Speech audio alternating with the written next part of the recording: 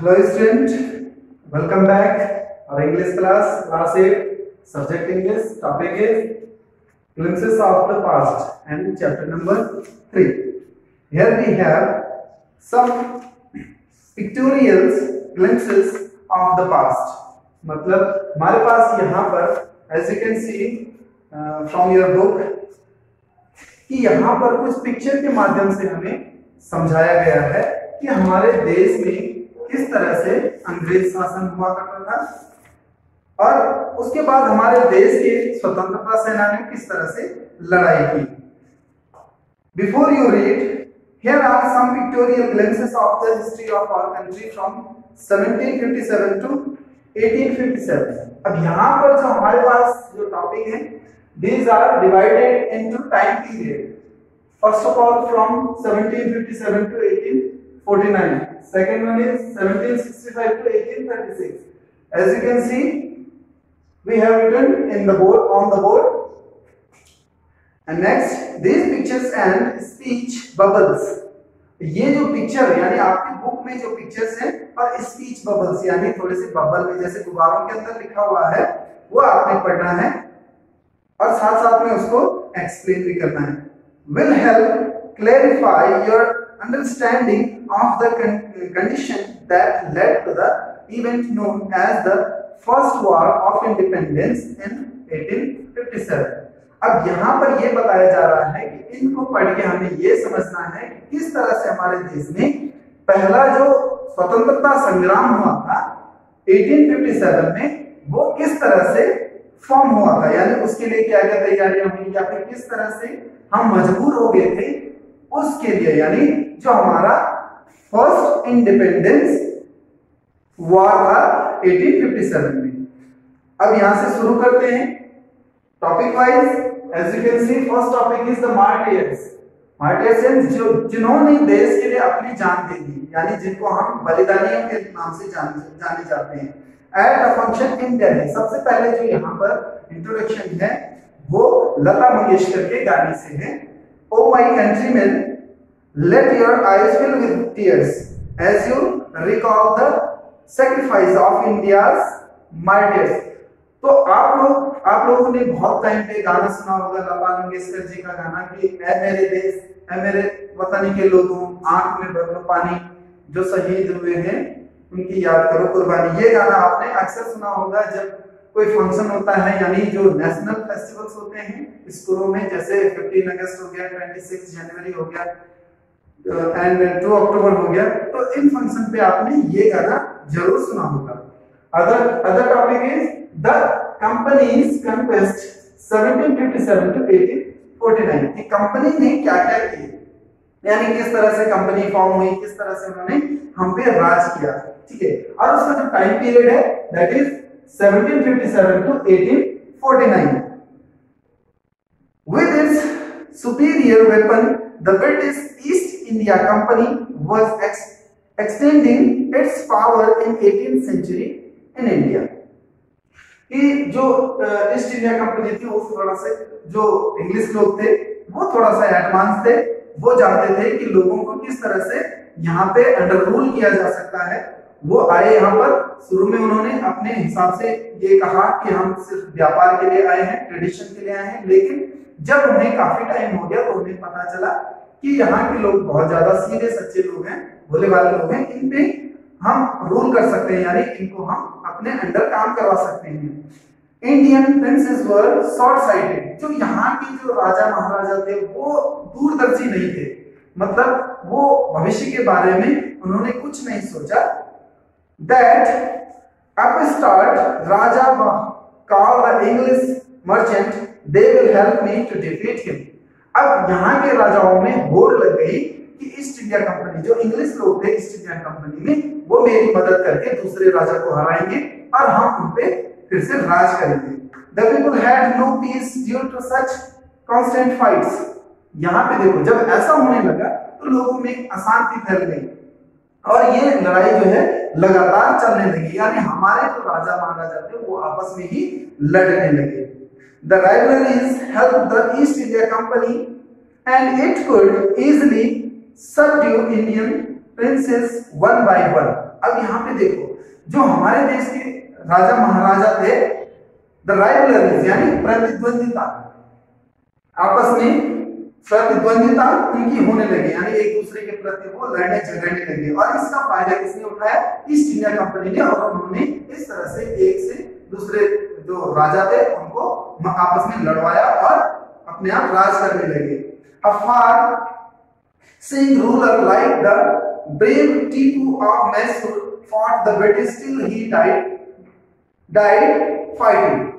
लेकिन हमारे देश में ऐसे राजा हुए जिन्होंने अंग्रेजों के प्रति बगावत की और उन्होंने अपने जमीन को बचाने के लिए, अपने राज्य को बचाने के लिए अंग्रेजों से भी लोहा दिया। और उनमें नाम आता है टीपू सुल्तान का, जो कि मैसूर के सुल्तान थे।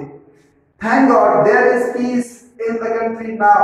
No more wars and no looting by thugs।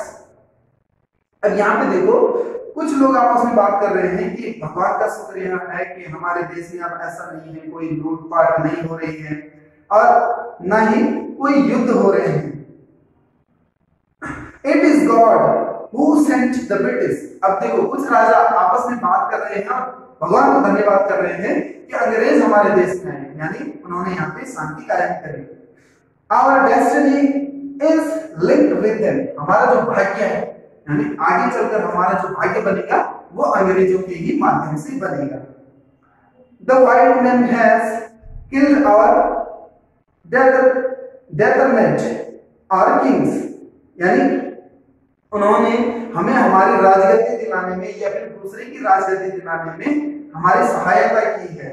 Some kings were not good, but after all they were of this land। अब आपस में लोग बात कर रहे हैं कि कुछ राजा अच्छे तो नहीं थे, लेकिन फिर भी वो तो थे इसी जमीन के, इसी राज्य के थे। Now we have become slave of foreigners। अब जो कुछ लोग हैं वो बात कर रहे हैं कि अब हम दूसरों की ये दास बनेंगे, यानी स्लेव जो कहते हैं वो दास होता है। और कुछ लोग कह रहे हैं कि हम अब उनके लिए काम करेंगे। Now next topic is British rule from 1765 to 1836।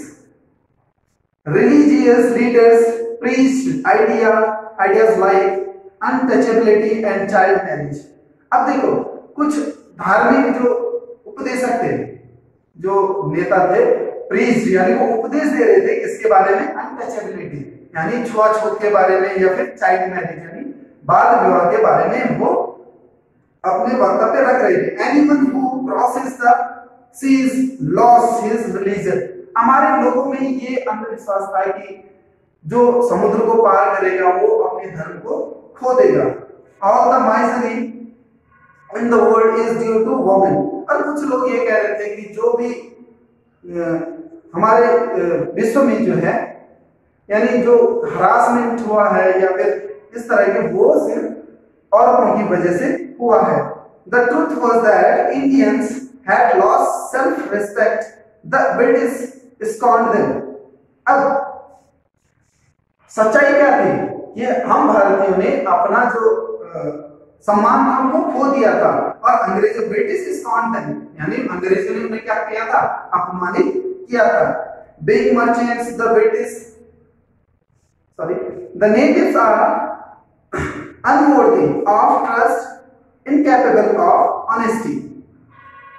अब देखो, अंग्रेज लोग आपस में क्या बात कर रहे हैं? द नेटिव्स यानी जो यहाँ पर रहने वाले लोग हैं वो क्या है? अनवर्दी, वो धर्मान नहीं है, गरीब है।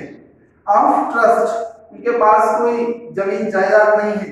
इनकैपेबल ऑफ ऑनेस्टी, और उनके पास ईमानदारी भी नहीं है। True your honour but I am honest. अब हमारे ही कुछ लोग जो है उनके पास जाके बोल रहे हैं कि ये तो बात सही है, लेकिन मैं सच्चा हूं, मैं आपके लिए काम करूंगा, मुझ पे विश्वास कीजिए। Being merchant, the British wanted quick profits. Their heavy taxes forced farmers to abandon their fields। अब देखो, जो अंग्रेज लोग थे वो क्या चाह रहे थे कि हम जो है इन पे ज्यादा टैक्स लगाएंगे और जल्दी जल्दी हम कमाई करेंगे, यानी जो बेनिफिट होगा वो सारा हमें आएगा।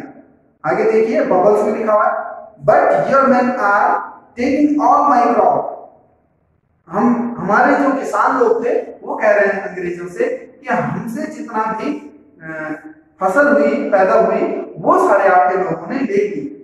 You are still in arrears, कि आप पे अभी तक भी कुछ बकाया है। If you don't pay next week I will send you to jail. अब अंग्रेज लोग देखो धमकी देने लगे कि अगर तुमने अगले सप्ताह इसको मुझे लौटाया नहीं तो हम आपको जेल भेज देंगे। Still, the British invented other methods which gave them more profits. उन्होंने देखो नए नए तरीके आजमाने शुरू कर दिए जहां से उनको फायदा हो। The goods manufactured in England should not have any import duty when brought into India. जो सामान इंग्लैंड में बनता था वो वहां से वापस भारत में आता था तो उस पे कोई भी ड्यूटी चार्ज नहीं होता था। A good idea, ये आपस में ही बात कर रहे हैं कुछ लोग। The East India Company's laws began to cripple Indians industries. अब देखो उन्होंने क्या करा कि अपने सामान पे उन्होंने टैक्स हटा दिए, यानी जो इंग्लैंड से सामान बन के आता था उससे कोई टैक्स नहीं लगेगा, लेकिन जो हमारे देश की कंपनियां थी वो जो सामान बनाते थे उन पे बहुत ज्यादा टैक्स लगा दिया, जिसकी वजह से हमारे देश की कंपनी क्या होने लगी, बर्बाद होने लगी। The British policies ruined the expert artisans and their business. यानी देखो आप देखो अंग्रेज लोग क्या कर रहे थे, यहाँ से कच्चा सामान उठाया अपने देश लेके वहां बनाया, फिर वही उसको ही वापस लाके यहाँ पर बेचना शुरू कर दिया। अब इससे क्या हो रहा था कि जो हमारे देश के कारीगर लोग थे यानी आर्टिसंस यानी कारीगर लोग थे वो फिनिश होने लगे, यानी उनके पास जो है काम धंधा, उनकी जो कारीगरी होती थी, जो सामान बनाते थे उसमें उतना अच्छा जो फिनिशिंग होती थी वो नहीं होता था, जिसकी वजह से वो लोग गरीबी में आ गए थे। Number 4, Rammohan Roy 1772 to 1833। अब राममोहन रॉय हमारे देश के बहुत बड़े लीडर थे जिन्होंने की सती प्रथा का अंत करा। Rammohan Roy, a learned man from Bengal, understood what was wrong with the country. जो राममोहन राय थे वो बंगाल से पढ़े लिखे, वो समझते थे कि हमारे देश के साथ जो भी हो रहा है वो गलत हो रहा है। अब वो क्या कह रहे हैं, let us not despise ourselves, हम अपने आप को ऐसे बर्बाद तबाह नहीं होने दे सकते। Our ancient culture is great, हमारा जो पुराना धर्म है या फिर पुराना जो हमारी पुरानी संस्कृति है वो महान है। And we are capable of gather achievements, we must first reform our society.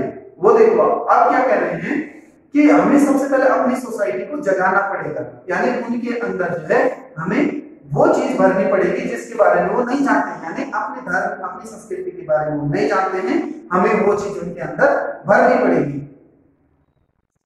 Superstition have been ruining us, यानी जो बाहर से लोग आए हैं या फिर इस तरह के लोग हैं वो हमें क्या कर रहे हैं, बर्बाद कर रहे हैं। ruin means हमें उजाड़ रहे हैं, हमारी संस्कृति को तबाह कर रहे हैं। He was attracted by science and modern knowledge, उन्हें जो है साइंस और जो आधुनिक ज्ञान है उसके बारे में वो ज्यादा लगाव रखने लगे। Knowledge should be practical and scientific, वो कह रहे हैं कि जो ज्ञान है वो प्रैक्टिकल है यानी प्रायोगिक है एंड साइंटिफिक और वैज्ञानिक है।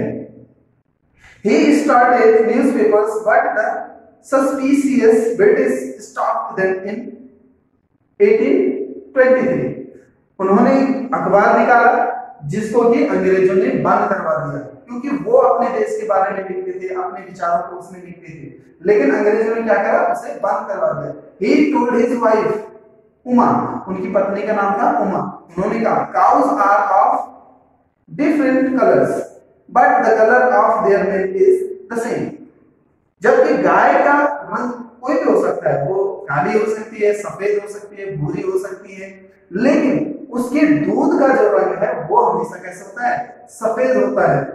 Different teachers have different opinions, इसी तरह से अलग अलग शिक्षक के पास अलग अलग विचार होते हैं।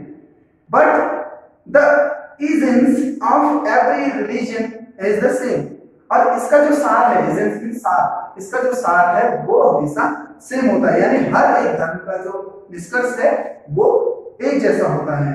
He crossed the seas and went to England. उन्होंने समुद्र को पार किया और इंग्लैंड चले गए। To see what made the British powerful. There he told them. ये जानने के लिए कि अंग्रेज किस तरह से इतने शक्तिशाली हुए, ये जानने के लिए उन्होंने समुद्र को पार किया और वो इंग्लैंड चले गए।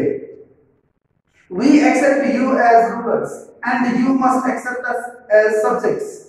राममोहन राय क्या कह रहे हैं कि हम आपको अपने राजा महाराजा के रूप में स्वीकार करते हैं, लेकिन आपको भी हमें अपनी प्रजा के रूप में स्वीकार करना पड़ेगा। But you must remember the responsibility a ruler owes to his subjects. अब देखो राममोहन राय क्या कह रहे हैं, लेकिन आपको साथ में इस बात का ध्यान भी रखना होगा कि आपकी क्या जिम्मेदारी बनती है प्रजा के प्रति, वो भी आपको याद रखना है और उसी के अकॉर्डिंग आपको काम करना है। Next topic is operation 1765 to 1835। यह किस तरह से उन्होंने ऑपरेशन यानी now we have next topic operation 1765 to 1835 कि इसमें क्या हुआ, यानी अंग्रेजों ने किस तरह से हमारे लोगों को जेल में भरना शुरू किया या उन पे अत्याचार शुरू किया। But the British continued to operate Indians in 1880 they had passed regulation 3। अब देखो जो अंग्रेज थे उन्होंने ऐसा जो अत्याचार था वो बंद नहीं किया, उन्होंने कंटिन्यू रखा, जारी रखा, और उसके बाद देखो उन्होंने किस तरह से रेगुलेशन एक्ट को पास कर दिया, रेगुलेशन 3 को under an Indian could be gelled without trial in a court, यानी किसी भी भारतीय को उठा के जो है सीधा जेल में भर सकते हैं, कोई कोर्ट नहीं मिलेगा उसको, अपनी बात रखने का कोई भी मौका नहीं मिलेगा। All the time British officers in India drew big salaries and also made fortune in private business। अब बात करते हैं अंग्रेजों की, तो अंग्रेज जो थे जो यहाँ पर काम कर रहे थे उनकी तो बहुत ज्यादा सैलरी थी, और दूसरी बात वो यहाँ पे जो बिजनेस करते थे उसका बेनिफिट भी उन्हीं को ज्यादा था। ठीक है, next by 1829 Britain was exporting British goods worth 7 crore rupees to India. उसके बाद उन्होंने देखो 1829 में उन्होंने जो है वहां का जो सामान था, British was exporting British goods, यानी वहां से जो इंग्लैंड में बनता था सामान उसको इंडिया में यानी भारत में एक्सपोर्ट करना शुरू कर दिया, और वो लगभग 7 करोड़ रुपीस टू इंडिया, लगभग कितने का बैठता 7 करोड़ रुपए का। उस टाइम का जो पैसा था वो बहुत ज्यादा वैल्यूएबल था।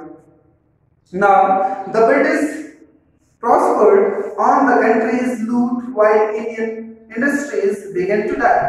अब यहाँ पे देखो the British prospered यानी जो धनवान व्यक्ति थे, ठीक है, on the country companies loot while Indian industry began to die। वो जो है यहाँ पर लूटपाट कर रहे, लूटपाट बोले तो किसी को मार के नहीं, बल्कि वो जबरदस्ती टैक्स लगा के या डरा धमका के उनसे पैसा वसूलने लगे, जिससे कि हमारे देश की जो कंपनियां थी वो इंडस्ट्रियां थी वो खत्म होने लगी।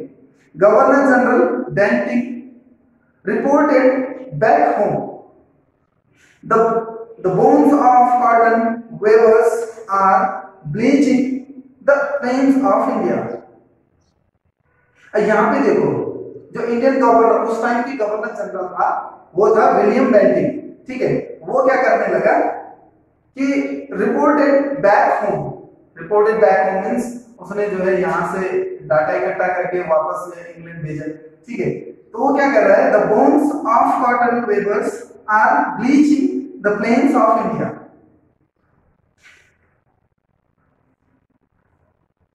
जो भारतीय जो हथकरघा का काम करते थे यानी जो वेवर्स थे, बुनकर थे, उनका जो हड्डियां बोल रहा है कि उनकी हड्डियां इतनी गलानी या इतनी गल चुकी है कि वो सारे कहां चली गई, Indian plains of the plains of India.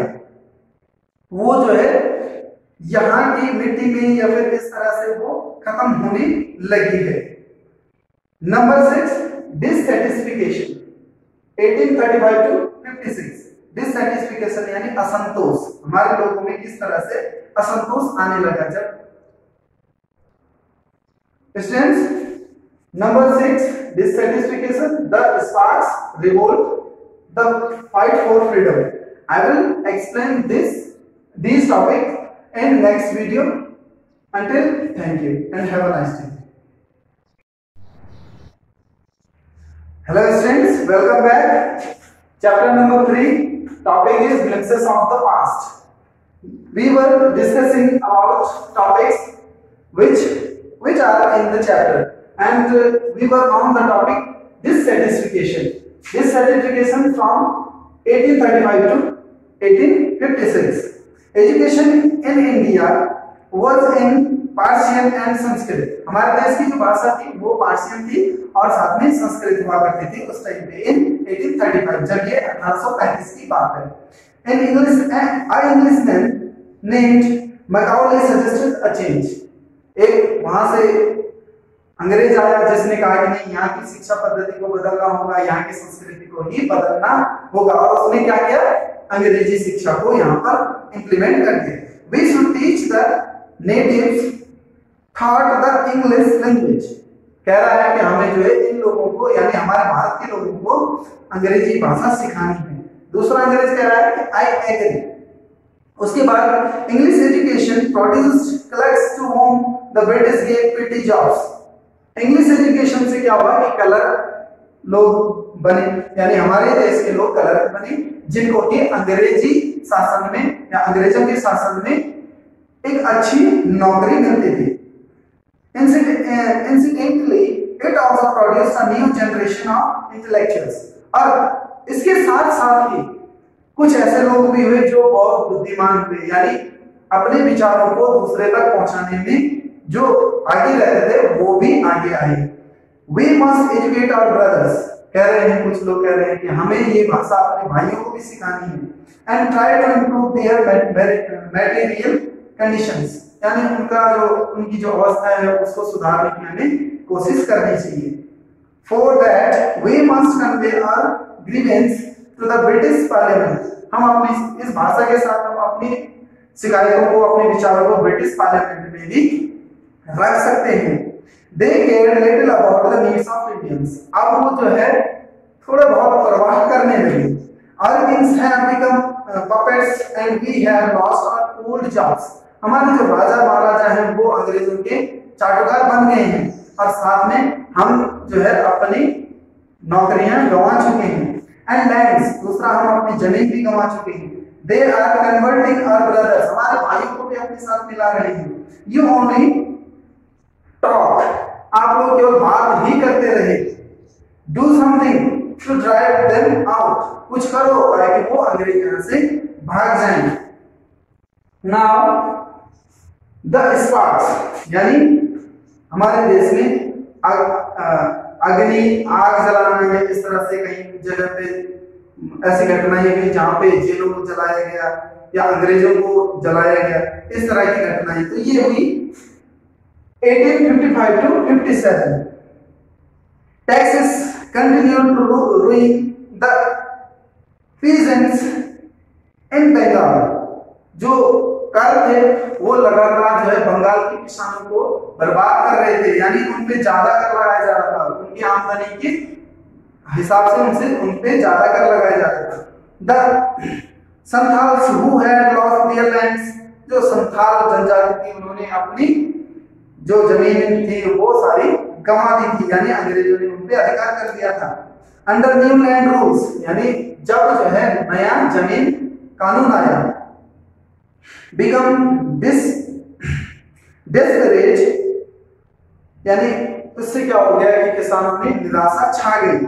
In 1855 they rose in rebellion and massacred Europeans and their supporters alike।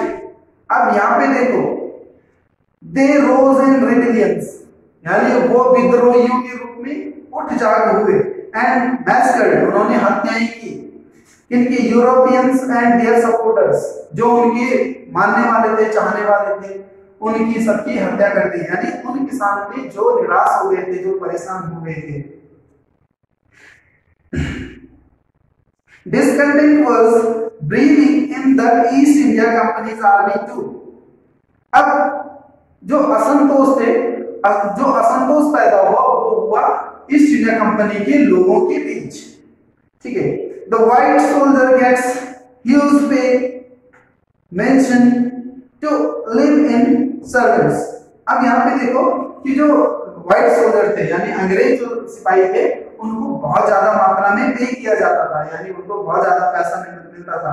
While we get a peasants and slow promotions, और जबकि हम लोगों को, हमारे लोग उस टाइम पे ईस्ट इंडिया कंपनी में काम करते थे, उनको कम पैसा मिलता था और साथ में उनका प्रमोशन जो था वो बहुत ज्यादा धीरे से होता था।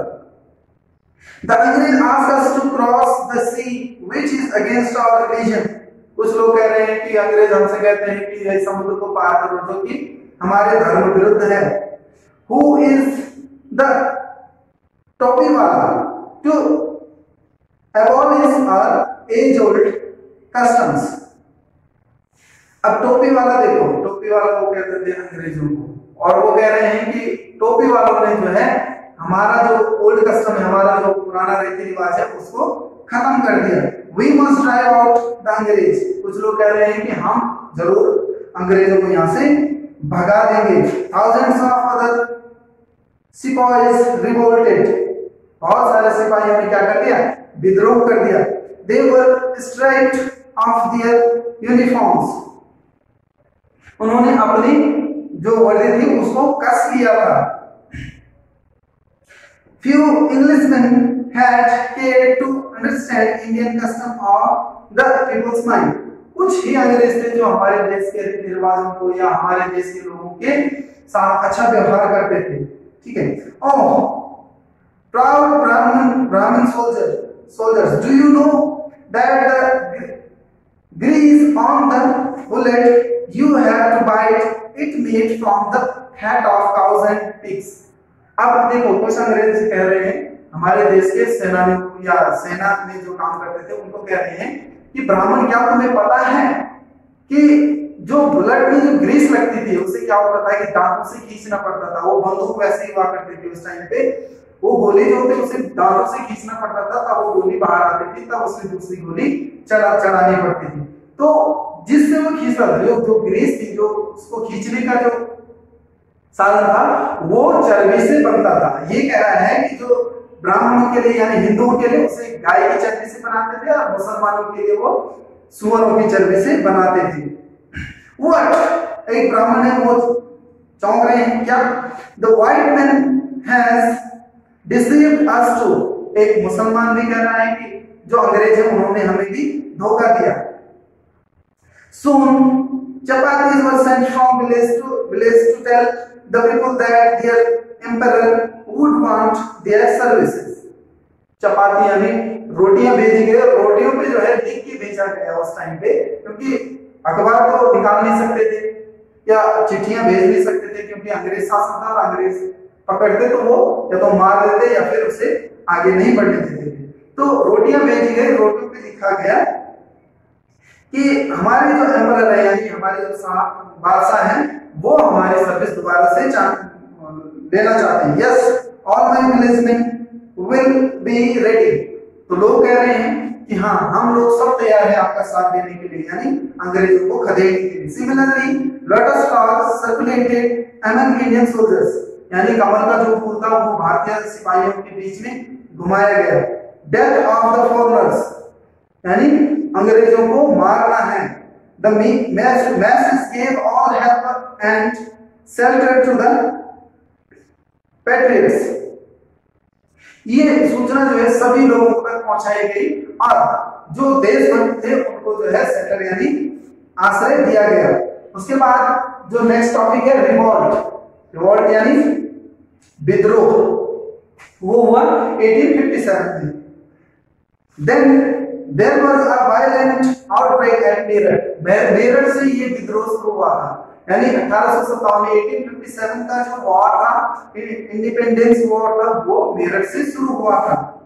The rebellion spread wider। जो विद्रोही थे उन्होंने बहुत दूर दूर तक जो है अपने आप को फैलाया और अंग्रेजों को मारने लगे। द सिपाही मार्च टू दिल्ली।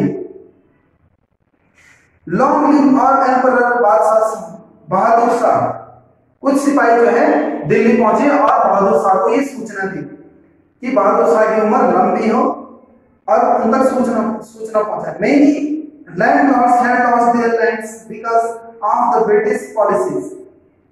बहादुर शाह से ये शिकायत की जा रही है कि बहुत सारे जो जमींदार थे उनकी जमीन अब खत्म हो चुकी है, क्योंकि जो अंग्रेजों की नई लैंड पॉलिसी यानी जमीन की जो नीति है वो उसकी वजह से वो अपनी जमीन खो चुके हैं। एंड they were sold, और वो अब नाराज हैं। The white man's rule must end. जो अंग्रेज शासन है वो जरूर खत्म होना चाहिए। Yes, we will help you. Bahadur Shah कह रहे हैं कि हाँ हम जरूर आपकी मदद करेंगे। And the last topic is the fight for freedom. 1857 यानी स्वतंत्रता का जो संग्राम है वो लास्ट में शुरू होता है 1857 में। Many former rulers like Begum Hazrat Mahal of Lucknow were beaten. वो भी जो है अंग्रेजों की वजह से परेशान थी और वो क्या कह रहे हैं, The white man has taken away my land, my kingdom. जो अंग्रेज हैं उन्होंने मेरा जो राज्य है वो हड़प लिया है। Popular leaders like मौलवी Ahmadullah of Faizabad told the people. Ahmadullah क्या कह रहे हैं, जो फैजाबाद से हैं वो लोगों से क्या कह रहे हैं, Rise brother rise, उठो भाइयों उठो। The अंग्रेज is running our land. जो अंग्रेज है वो हमारी जमीन को हड़प रहे हैं। The people rose everywhere, हर जगह विद्रोह चालू हो गया, शुरू हो गया। इन दिल्ली, कानपुर एंड इलाहाबाद, कानपुर में भी, इलाहाबाद में भी, और उसके बाद सारे देश में लगभग विद्रोह चालू कर दिया। अजीमुल्लाह खान टोल्ड तात्या टोपे, अजीमुल्लाह खान तात्या टोपे से क्या कहते हैं, we should have Peshwa Nana Sahib. हमारे पास एक पेशवा जो होता था उस टाइम का सेनापति या इस तरह से जो कमांड करता था। As a leader in this war of independence, हम अपने सेनापति के रूप में नाना साहिब यानी तात्या टोपे, नाना साहिब, ये सब इनको कह रहे हैं कि हम इनको अपना सेनापति मानते हैं। The patriots pounced upon the British and fought pitched battles all over North India. North India में हर कहीं जो है विद्रोह की आग भड़क चुकी थी। जो पैट्रियट्स यानी देशभक्त थे, पॉन्च यानी झपटना, वो एक तरह से अंग्रेजों पर झपट रहे थे और उन्हें खत्म कर रहे थे। 80-year-old Kunwar Singh of Bihar received a bullet in his wrist. 80 साल के एक राजा हुआ करते थे, उनका नाम था कुंवर सिंह। उनकी बाह में जो है या कलाई में जो है गोली लग गई और लास्ट में क्या कह रहे हैं, mother Ganga this is my last offering to you.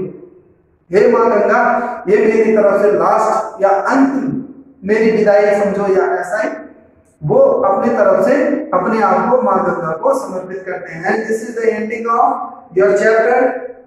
Children at home please revise this chapter and explain again and again. As if you have any problem anywhere, you can call me.